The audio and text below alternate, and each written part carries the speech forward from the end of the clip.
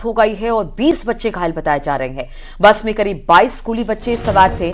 कई परिजन अपने बच्चों को अस्पताल लेकर गए हैं। हादसे की सूचना पर पुलिस भी मौके पर पहुंची। सिकरीगंज के ढेबरा बाजार के पास का यह हादसा बताया जा रहा है। यूएस सेंट्रल एकेडमी की बस बताई जा रही है जो कि दुर्घटनाग्रस्त हुई है, जिसमें 20 बच्चे घायल हैं। 2 बच्चों की मौत हुई है। जितने घायल बच्चे हैं उनको अस्पताल में एडमिट करा दिया गया है। मौके पर पुलिस पहुंची है, लेकिन इस वक्त अफरा तफरी का माहौल। तो तस्वीरें आप देख रहे हैं, गोरखपुर में स्कूली बस पलटी है और बताया जा रहा है कि जिस तरीके से पूरा हादसा हुआ है इसमें बेकाबू होकर ये गड्ढे में बस पलटी है। हालांकि जो बच्चे घायल हुए हैं, 20 बच्चे घायल बताए जा रहे हैं। 2 बच्चों की मौत हो गई है और जो बच्चे घायल हैं उन्हें अस्पताल में भर्ती कराया गया है। करीब बताया जा रहा है कि 20 बच्चे इस बस में सवार थे और साथ ही साथ जब पुलिस को इसकी सूचना मिली तो पुलिस भी मौके पर पहुंची। सीकरीगंज के ढेबरा बाजार के पास यह हादसा हुआ है। यूएस सेंट्रल एकेडमी की बस ये बताई जा रही है।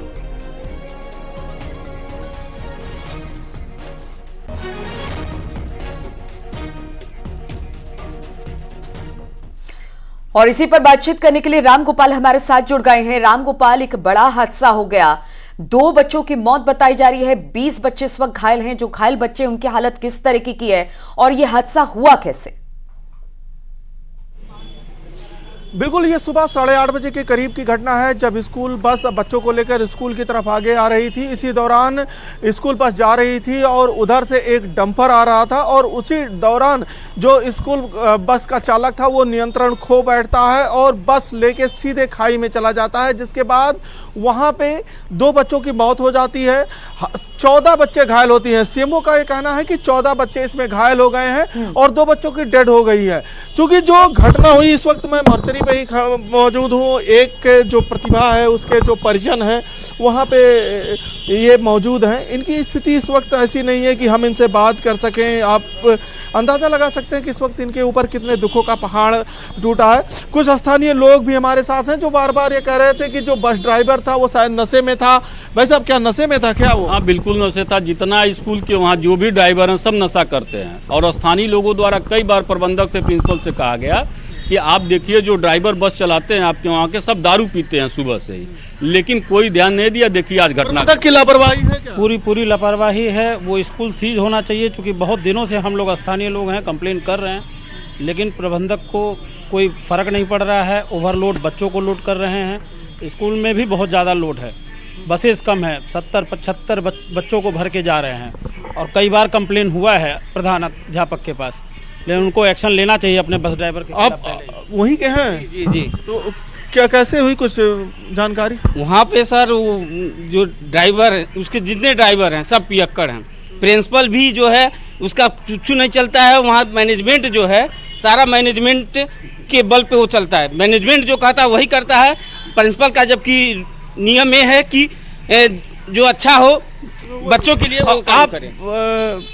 मैं भी वहीं का हूँ। परिजन है बच्चे के? हाँ, परिजन। आप फादर हैं? जी, मैं इनका मित्र हूँ। तो आप देखिए कि किस तरीके से आंखों में आंसू है। आज जब बच्ची घर से तैयार होकर निकली थी तो एकदम हंसी खुशी का माहौल रहा होगा, एकदम हंस के निकली होगी और ये हादसा हो गया। बिल्कुल दुखों का पहाड़ टूट पड़ा आप लोगों पे।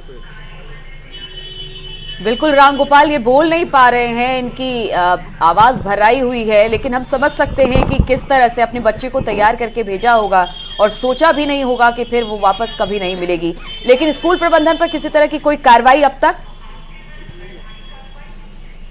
अभी तक स्कूल प्रबंधन जो है वो अपना स्कूल और बंद करके भाग गया है और साथ ही जो अन्य स्टाफ है स्कूल के, चाहे वो टीचर्स हो या अन्य स्टाफ हो, वो भी स्कूल छोड़ के चले गए हैं। तो अभी अब पुलिस मौके पे है, अब वो जांच करेगी कि जो स्कूल है वो स्कूल क्या मान्यता प्राप्त है कि नहीं है, या फिर अगर मान्यता है तो किस दिन इंटर तक की मान्यता है कि नहीं। तो ये सारी चीजें अभी जांच की विषय है। हालांकि अधिकारियों का कहना है कि रामगोपाल, जरा ये भी बताइएगा, एक बहुत बड़ी लापरवाही यहाँ पर देखने को मिली है और इस लापरवाही की जिम्मेदारी भी तय होनी चाहिए, जवाबदेही भी तय होनी चाहिए। ये स्कूल कहां पर है जहां पर ये बस पलटी है? और जरा ये भी पेरेंट्स से पूछिए कि कितनी बार ये कंप्लेंट कर चुके हैं जिसके बाद भी अभी तक कोई कार्रवाई नहीं हुई है।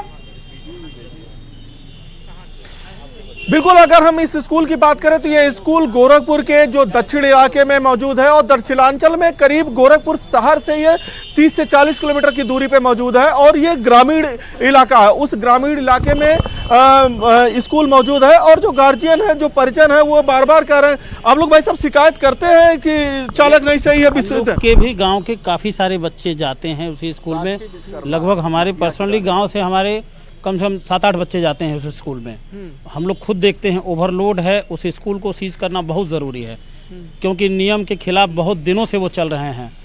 लेकिन अब हम लोग डायरेक्टली, हम लोग तो नहीं, लेकिन गार्जियन लोग कई बार पूछ लीजिए। क्यों आप लोग कंप्लेन किए हैं भाई साहब? जी मेरा आपका भी बच्चा बिल्कुल रामगोपाल, बहुत बड़ी लापरवाही देखने को मिली है। अब देखना ये होगा कि इस स्कूल पर किस तरीके से कार्रवाई की जाएगी, क्योंकि इस पूरे हादसे में बताया जा रहा है 2 बच्चों की मौत हो गई है और 20 बच्चे घायल बताए जा रहे हैं जिन्हें अस्पताल में भर्ती कराया गया। बहुत शुक्रिया इस पूरी जानकारी के लिए।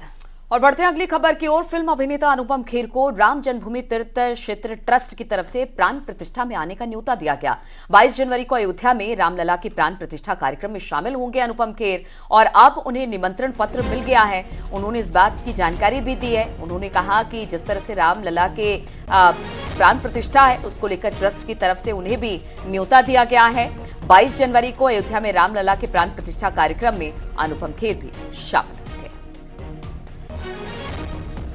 तो ट्रस्ट ने प्राण प्रतिष्ठा का न्योता दिया है अनुपम खेर को और आप देख सकते हैं अनुपम खेर ने लिखा है कि अब उन्हें निमंत्रण मिल गया है और 22 जनवरी को वो अयोध्या नगरी में मौजूद रहेंगे, यानी कि रामलला के प्राण प्रतिष्ठा में अनुपम खेर भी अब पहुंचेंगे।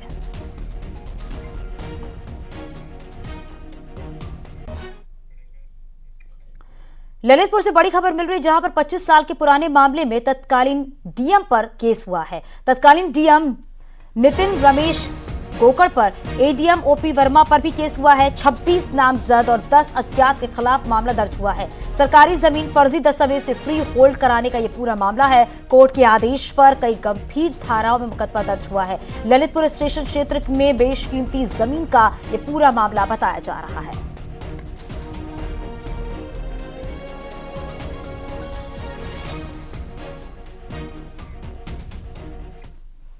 और रायबरेली से खबर लेते हैं, जहां पर प्रसाद खाने से बीमार लोगों में से 2 की मौत हो गई है।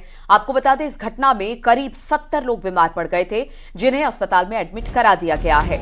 खाद्य विभाग की टीम के मुताबिक पंचामृत बनाने के लिए कई लोगों के यहां से दही और मट्ठा जमा किया गया था। उसे पीकर लोग बीमार पड़ गए। घटना की जानकारी मिलने पर स्वास्थ्य विभाग एक्टिव हो गया। स्वास्थ्य विभाग की टीम गांव में कैंप कर रही है। खाद्य विभाग की टीम ने उस दुकान से सैंपल लिया जहां से ये रामकथा के लिए प्रसाद लाया गया था।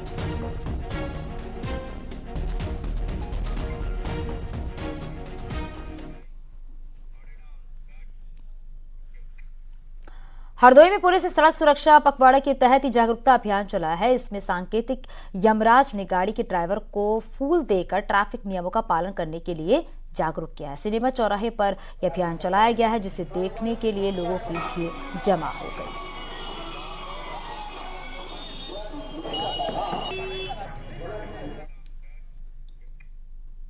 तो इन्हीं तमाम खबरों के साथ इस बुलेटिन में फिलहाल इतना ही। आप देख रहे हैं न्यूज़ 18 उत्तर प्रदेश।